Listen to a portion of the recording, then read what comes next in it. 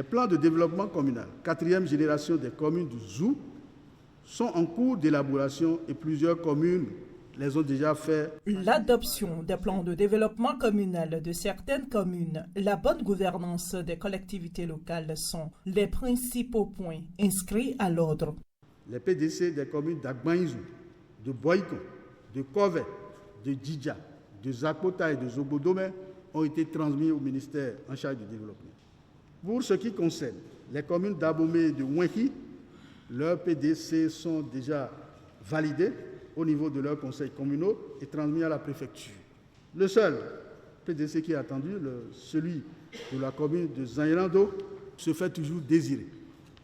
Dans la rubrique de la bonne gouvernance de nos communes, la gestion du patrimoine immobilier pose encore des difficultés de transparence. Donc, c'est le moment d'inviter, une fois encore, les secrétaires exécutifs de nos communes à mettre la pression sur les cabinets en charge des lotissements dans vos communes, à vous transmettre les documents relatifs au recasement autorisés pour la prise des actes de leur clôture, en tout cas au plus tard le 31 décembre 2024. À défaut, je suspendrai d'office à nouveau tout recasement sur les 30 de lotissement non clôturés. À cette deuxième session, il a également été question des dispositions à prendre pour une gestion de la veille pastorale et de la sécurité des personnes et des biens. Ces préoccupations feront objet des sujets à débattre au cours de la prochaine tournée statutaire du préfet du ZOU, ainsi que de plusieurs autres questions touchant le développement du département. Et de contribuer aux échanges.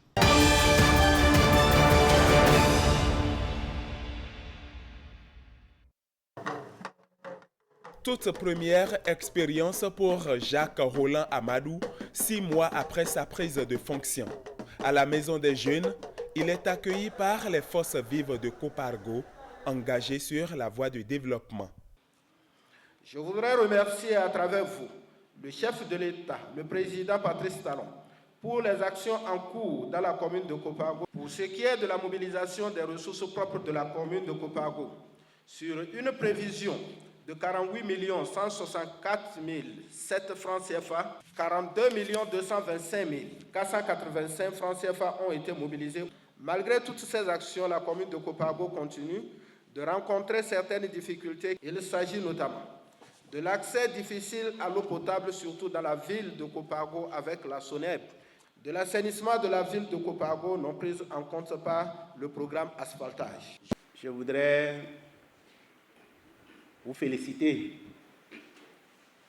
pour votre engagement. Toutefois, j'ai noté un faible niveau de mobilisation des ressources propres parce que c'est ça l'objectif même de la réforme de la décentralisation. Je voudrais vous demander également, en matière de développement, nous devons observer la neutralité. Chère population, toutes les préoccupations qui sont posées, je vais observer toutes les diligences pour que nous puissions apporter les solutions à vos problèmes. Je vois que vous êtes pressés.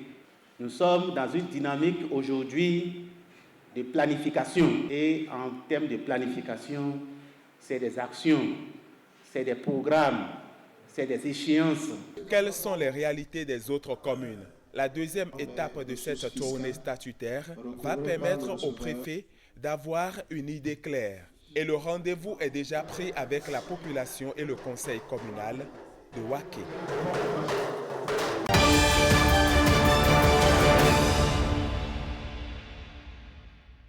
C'est des divorces parce que les maris n'arrivent plus à subvenir aux besoins. Les femmes n'ont plus rien. On est obligé de te renvoyer avec les enfants.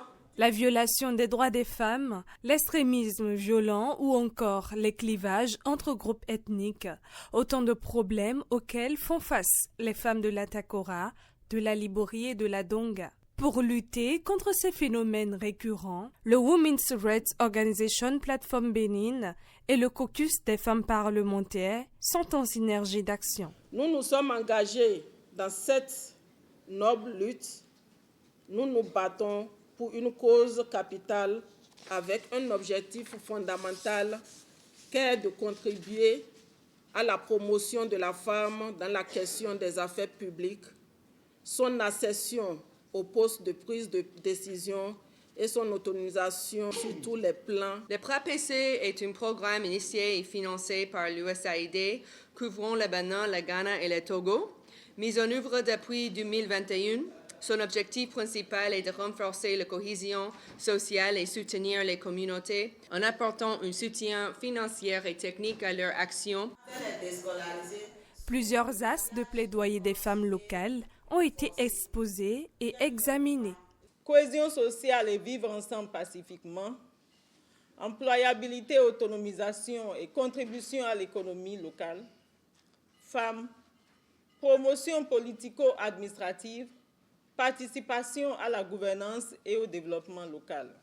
Durant 5 mois, la plateforme Europe, en collaboration avec les élus parlementaires, ont parcouru 12 communes et 77 arrondissements. Au cœur des préoccupations, la promotion de la femme dans tous les domaines, ce qui lui permettra de participer à la consolidation de la paix et au développement durable.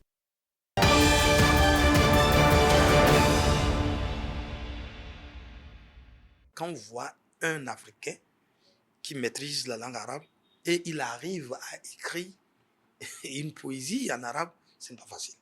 Ils sont 7 jeunes musulmans passionnés de la langue arabe. Ils sont retenus au plan national pour participer au colloque de poésie arabe. Ils ont présenté les poésies en arabe qui parlent parfois des œuvres humanitaires, qui parlent de l'importance de la langue arabe, qui parlent de l'importance du savoir. C'est un nouveau programme au Bénin, en collaboration avec l'association. C'est une langue vivante, même, permettez-moi de vous dire, qui dépasse la langue française sur le plan international. Mais pourquoi le Bénin sera en arrière? Faire la promotion de la langue arabe au Bénin par la poésie. C'est aussi une stratégie à explorer pour le rayonnement et la mobilisation des ressources au service du développement. L'initiative est à sa 3e édition et soutenue par l'Égypte et les Émirats arabes unis. Il a d'abord parlé de l'importance de la langue arabe, sur le plan international et l'effort que son pays fournit pour la promotion de cette langue-là sur le plan national et international, et surtout en Afrique, dont le Bénin, en collaboration avec l'association pour l'entraide et le développement social. Et pour finir, il a souhaité la santé et la bonne relation entre son pays, le président de son pays et son homologue, président M. Patrice Talon. Un jury constitué d'éminents professeurs de la langue arabe a la responsabilité de distinguer les meilleurs poètes issus de ce colloque de poésie arabe.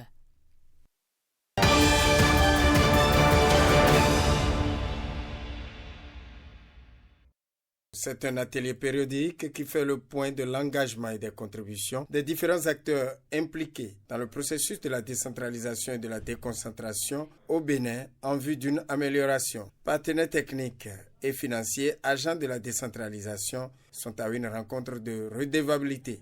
Nos communes ont enregistré des avancées notables sur plusieurs indicateurs de mesure de leur performance.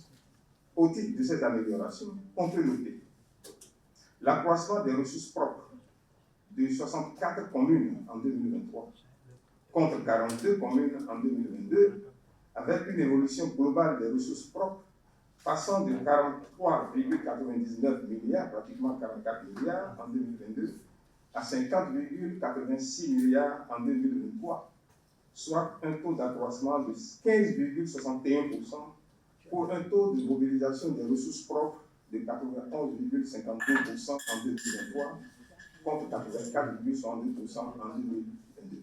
Au moyen d'une approche participative, les actions menées et leurs effets au cours de la période écoulée vont être analysées en vue de consolider le système béninois de décentralisation et de déconcentration.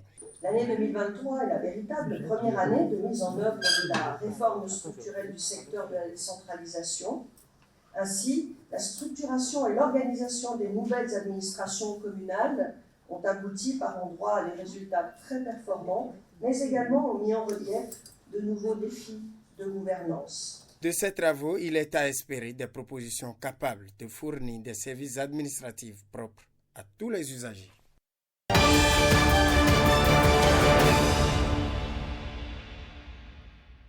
Échange de civilité avec le maire à l'hôtel de ville d'Ifani, puis cap sur la maison des jeunes. Le préfet du plateau donne ainsi le top d'un périple qui va l'amener dans les 5 communes sous sa gouvernance. Cette tournée légale de l'année 2024 a pour principal objectif d'échanger avec les forces vives des 5 communes du département sur les questions de développement. Elle permettra d'apprécier l'état de mise en œuvre de la réforme structurelle du secteur de la décentralisation, d'en faire un bilan sommaire en vue de prodiguer les conseils nécessaires. Le niveau d'exécution des marchés publics, le niveau d'évolution des travaux de lotissement, l'appréciation des taux de mobilisation des ressources propres par commune sont entre autres aspects à passer au peigne fin lors de cette descente. Et parlant justement de la mobilisation des ressources propres, la commune d'Ifani a rencontré quelques difficultés cette année. C'est au niveau des affaires domaniales que nous avons eu un peu de frottement à cause de la suspension des ADC et puis le fait que la mairie ne peut plus faire des conventions. Ça nous a fait beaucoup de recettes en moins. C'est également le lieu de rappeler certaines réalisations dont a bénéficié la commune. Le bitumage de la route nationale inter-État numéro 1, c'est la voie qui quitte Igolo pour aller à Zian. L'extension du réseau électrique dans nos villages, beaucoup de choses ont été effectuées par ce gouvernement. La rencontre a été aussi une occasion pour l'autorité départementale d'évoquer avec les populations plusieurs questions, notamment celles liées à la sécurité. Aider les forces de sécurité à assurer votre sécurité. La police aujourd'hui, avec la réforme du chef de l'État, on a mis des commissariats dans presque tous les arrondissements. Si vous ne leur donnez pas l'information, ils ne pourront pas agir pour vous. Prochaine destination de Valais-Seton-Nougbo et sa délégation, les communes d'Adjawere et de Pobé.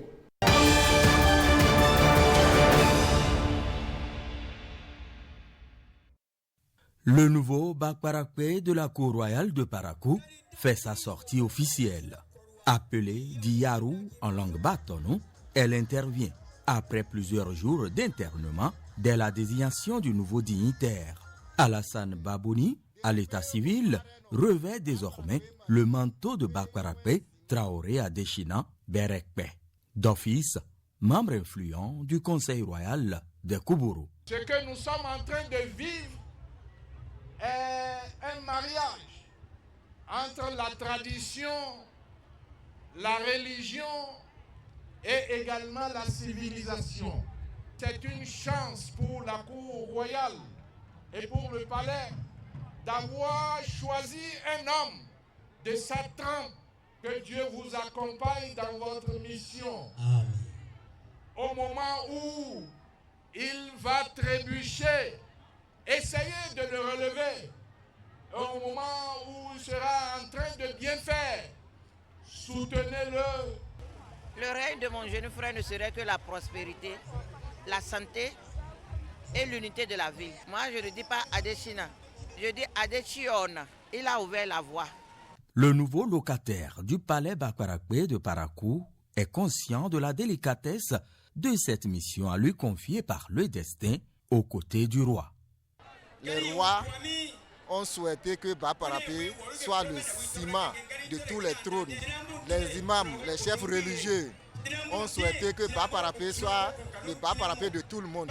Quant aux populations, elles ont souhaité que l'avènement de Bakparakpe soit une occasion de réunification et la paix que tout le monde veut. Mais ce serait avec le soutien de tout le monde. Nous allons remercier le Seigneur qui nous a permis de voir ce jour-ci où le bas parapet officiellement est présenté à la population. La ville de Parakou a toujours gardé ces reliques-là du royaume, tout ce qu'elle a de traditionnel, tout ce qu'elle a de culturel. Et c'est ça, cette vivacité de la culture au niveau de la ville de Parakou. En tant que républicain, on ne peut que encourager, soutenir tout ce qu'est notre tradition, notre culture. Et c'est pour cette raison que nous sommes ici.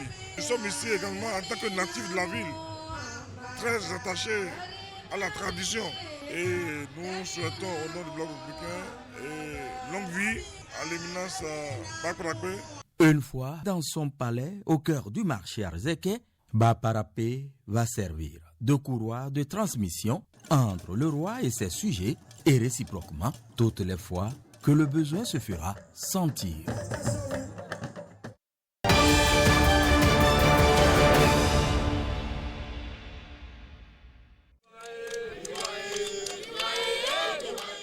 Après le talent collectif, les guépards randonneurs et Amazones randonneuses mettent en évidence leur talent individuel en Côte d'Ivoire. Pour la deuxième journée de compétition, l'épreuve prévue, c'est la rando endurance individuelle. Distance à parcourir 6 km pour les uns et 10 pour les autres en marche rapide. Au décompte final, le Bénin remporte 8 médailles avec trophées, dont 3 en or, 2 argent et 3 bronzes. Une performance sur les routes de la commune famille Atekoumbe qui a vu les guépards et Amazones surclasser leurs adversaires ivoiriens, rwandais, burundais, gabonais et togolais. Ça s'est bien passé, c'est pas mal. Les médailles d'or sont à l'actif de Rokhossi Maurice dans la catégorie vétéran 1. Vraiment, c'est un relief qui est vraiment compliqué. Et les montées sont vraiment difficiles et les descentes aussi. Si tu ne prêtes pas attention, tu vas tomber facilement et on va te disqualifier. Première, Sagbo Firmin. Sagbo Firmin remporte le trophée dans la même catégorie chez les dames. Ali Alabi, en moins de 37 minutes, domine les pistes d'Atekoumbe chez les super vétérans hommes. Je ne peux même pas m'exprimer. Je suis tellement content, très content. Et sincèrement, ça là, je dédie à tous ceux qui sont derrière moi. Parce que non seulement ça, dans ma catégorie, je suis le plus vieux. Et j'ai mes enfants derrière qui m'ont soutenu. Après cette grosse performance, du repos va permettre de récupérer pour se lancer dans 48 heures à la quête de médailles pour la dernière épreuve, la rando relais. Une occasion pour l'équipe béninoise de clôturer en beauté son aventure en terre ivoirienne.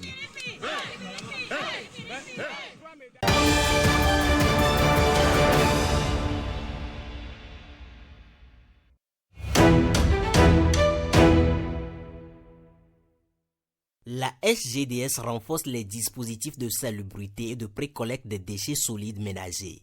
L'accès à certains quartiers sera désormais plus aisé grâce à ces nouveaux engins acquis auprès de la SONAMA par les PME pour desservir plus facilement les ménages. La SGDS est une structure partenaire de la SONAMA. Nous sommes en partenariat depuis un certain temps pour trouver des solutions d'accès aux zones difficiles pour les partenaires de la SGDS qui font la pré-collecte. Nous avons trouvé une solution idéale qui est l'adaptation de tracteurs avec des remorques, des tracteurs qui baignent facilement et qui ont un accès plus facile à des zones difficiles. Et pour améliorer ces opérations sur le terrain, la SGDS a renforcé le dispositif de contrôle de ses prestations. Ces agents sont plus visibles dans la nuit. Nous avons renforcé le dispositif de sécurisation des chantiers de balayage avec des panneaux lumineux, plus de plots. Tout ça pour faire face aux difficultés constatées et améliorer l'existant. L'objectif est de pouvoir desservir tous les ménages en tout temps, en toute saison.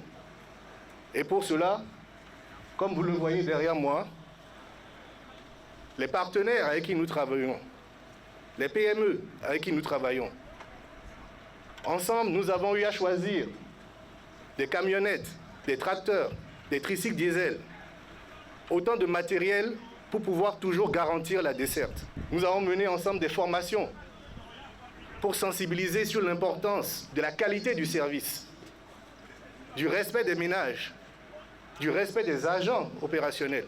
La SGDS a également pris l'engagement d'accompagner ses partenaires dans cette desserte quotidienne. Le transport des déchets qui sont collectés au niveau des ménages, que nous assurons en direct avec nos matériels, avec nos camions, sera aujourd'hui renforcé avec plus de célérité, plus de discipline.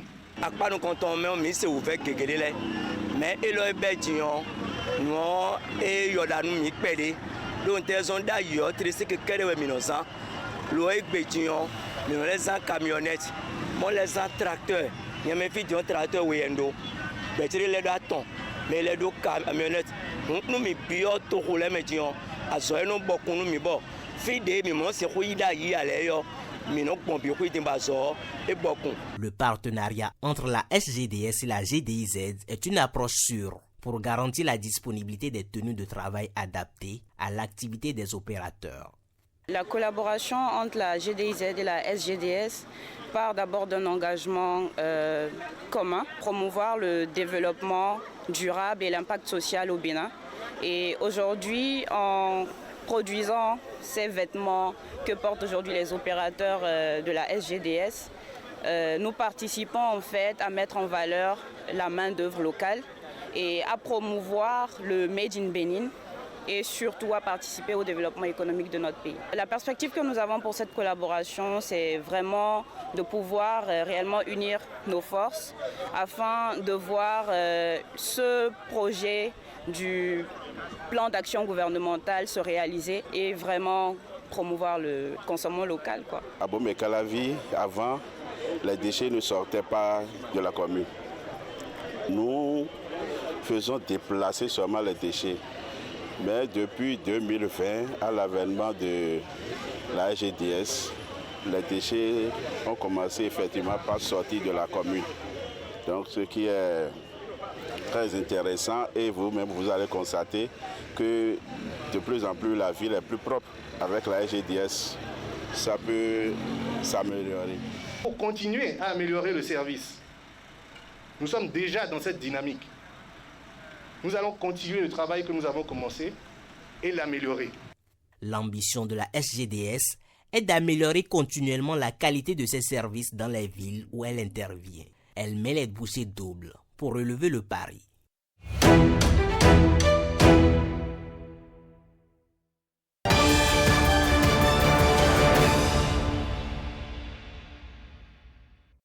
Cotonou Coton Doux, c'est la nouvelle marque de textile 100% béninoise qui valorise le savoir-faire local. C'est le fruit d'une collaboration entre le Bénin et la Belgique. La marque est destinée à tous les Béninois. Naturellement, elle est produite au Bénin, donc elle est destinée aux Béninois. Et bientôt, on la verra sur toutes les déclinaisons. Mais l'idée, comme je le disais, c'est de permettre à l'industrie béninoise, à travers déjà son coton, qui est transformé au Bénin, et toute la compétence logistique qui l'accompagne, parce qu'une marque, c'est le design, une marque, c'est tout ce qui entre en ligne de compte dans sa valorisation, et toute cette expertise, toute cette compétence est purement béninoise. Donc on a une chaîne de production qui part du coton béninois, qui est transformé en polo ou en habit béninois. En venant s'installer au Bénin, Cotonou Coton Doux veut inciter d'autres entreprises étrangères à s'implanter sur place. Nous sommes heureux d'accueillir la marque Cotonou Coton Doux. C'est une marque locale qui va permettre, disons, de substituer les vêtements d'importation. L'idée en créant la zone économique spéciale de Blodigay, c'est non seulement de transformer nos matières premières agricoles, mais également de substituer les produits d'importation. Donc en créant cette marque, c'est une étape dans le processus de substitution des vêtements. Donc nous sommes très heureux que cette marque s'installe et nous allons faire ce qui est de notre pouvoir pour l'accompagner. Depuis sa création, la zone industrielle de Glodigbe accueille plusieurs entreprises. La venue des entreprises belges participe au rayonnement de ce qui est considéré comme le fleuron de l'économie béninoise.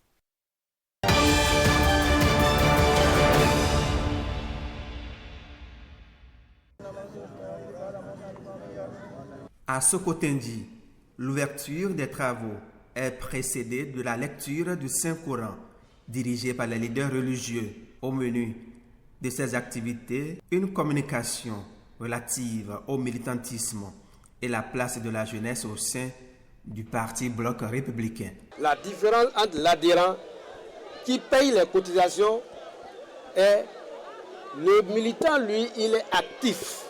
Actif parce qu'il participe à toutes les réunions, à tous les événements que le parti organise et il est là pour orienter, pour présenter le parti à toutes les occasions, défendre les idéaux du parti, défendre la position du parti au sein de tous les partis politiques pour que le parti grandisse à la base. Nous lançons un appel à l'endroit de toute la jeunesse de la commune de nous rejoindre. Tous ceux qui hésitaient et pensaient que la jeunesse que nous sommes au sein de ce parti, nous ne pouvons aboutir à rien. Non, la preuve est que même le gouvernement nous a fait confiance en nommant notre sœur Biofarou comme conseiller à la HAC. C'est un parti de la jeunesse et nous comptons vraiment sensibiliser toutes les femmes des associations de la commune. Être jeune, c'est avoir le privilège du temps et de l'espoir. C'est maintenant qu'il faut agir. Engagez-vous dans la formation, dans l'apprentissage et dans l'entrepreneuriat. Apprenez à servir votre parti et à porter ses idéaux. Je vous exhorte à prendre votre place, à être audacieux et à incarner cette nouvelle génération de leaders dont notre pays a tant besoin. Le Bloc républicain a toujours placé la jeunesse au cœur de ses priorités.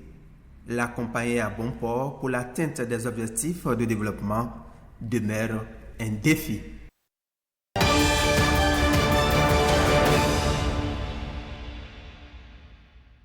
Voici le nouveau visage de la mosquée centrale de Zinvié, une mosquée entièrement rénovée qui apporte de meilleures commodités dignes d'un endroit de prière et de bénédiction. L'initiateur du projet n'est plus, mais ses œuvres demeurent. Notre feu père avait voulu faire l'inauguration de cette mosquée. Dieu en a décidé autrement. Il n'a pas pu faire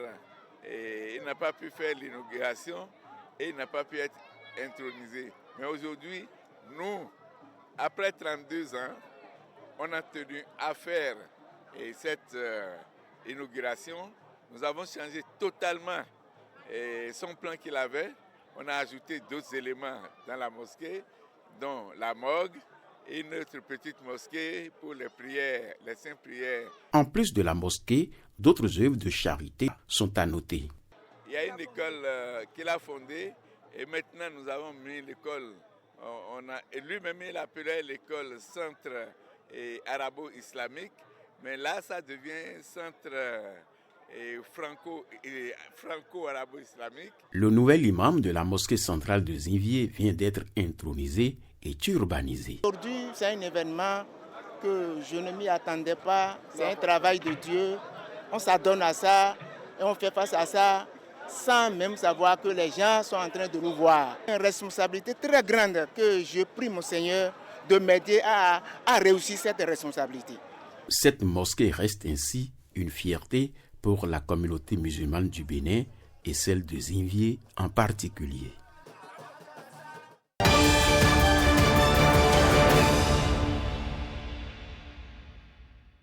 Dans une équipe, même si le talent individuel permet de faire certaines fois la différence, le collectif ne doit pas être occulté pour aller chercher un titre.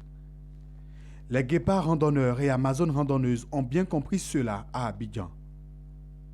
Ils sont champions d'Afrique de la rando par équipe de la compétition africaine de randonnée pédestre. Pour aller chercher le titre, le Bénin a fait face aux adversaires comme le Burundi, le Rwanda et la Côte d'Ivoire. La rando par équipe, c'est 10 km de marche rapide. Commune choisie pour l'événement, Yopougon. Pour cette randonnée, l'équipe A du Bénin avec à sa tête Félix Nango Spinoza est en tête. Au kilomètre 5, changement, l'équipe burundaise revient à la charge avec 3 marcheurs. À la ligne d'arrivée, ça se précipite, mais il faut attendre les autres partenaires et constituer la même équipe de départ. Une règle qui va profiter au Bénin. L'équipe A du Bénin est la première à être regroupée sur la ligne d'arrivée. Elle passe devant l'équipe B du Burundi, deuxième. Le Bénin, le Bénin,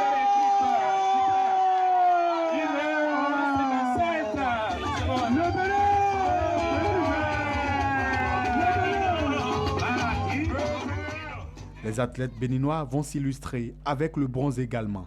Et l'équipe a gagné parce qu'on a su gérer notre stratégie.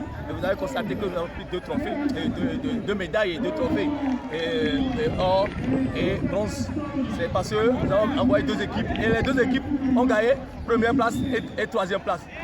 C'est le Bénin qui a gagné. Nous sommes partis en tant que sportifs de santé. De santé, nous remercions rapidement notre fédération de sport pour tous qui a tout fait pour qu'il y ait beaucoup d'athlètes à Abidjan. La compétition africaine de randonnée se poursuit. Le 4 novembre prochain, place à la rando individuelle et le 6 novembre, la rando relais viendra boucler la boucle.